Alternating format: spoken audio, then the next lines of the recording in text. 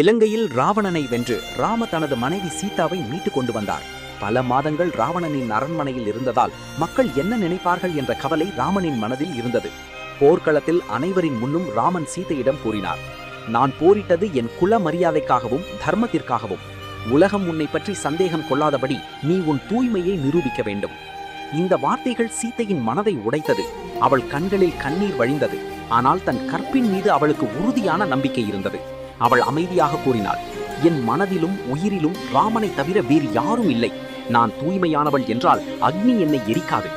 அதன் பின் பெரிய யாக அக்னி ஏற்றப்பட்டது.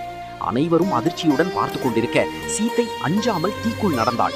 அந்த நேரத்தில் ஆகாயம் முழுவதும் தெய்வீக ஒளி பரவியது. அக்னி தேவன் தீயிலிருந்து சீதையை பாதுகாப்பாக வெளியே கொண்டு வந்து கூறினார், சீதை பரிசுத்தமானவள், அவள் கற்பில் குற்றமற்றவள். அப்போது ராம தலையை குனிந்து கூறினார், சீதையின் தூய்மையை நான் அறிந்தேன். ஆனால் உலகம் அறியவே இந்த சோதனை நடந்தது. அரசவையில் அனைவரும் முன்னிலையில் சீதை அமைதியாக நின்று கொண்டு கூறினார், நான் மனதாலும் செயலாலும் ராமனை தவிர வேறு யாரையும் நினைக்கவில்லை.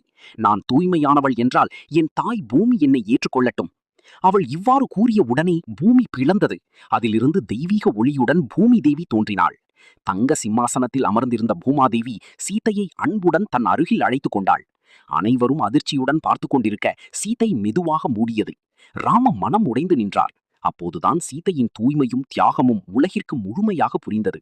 இந்த நிகழ்வு ராமாயணத்தின் மிகவும் உணர்ச்சி மிக்க தருணங்களில் ஒன்றாக கருதப்படுகிறது. லைக் பண்ணுங்க, ஷேர் பண்ணுங்க, சப்ஸ்கிரைப் பண்ணுங்க. Thank you for watching.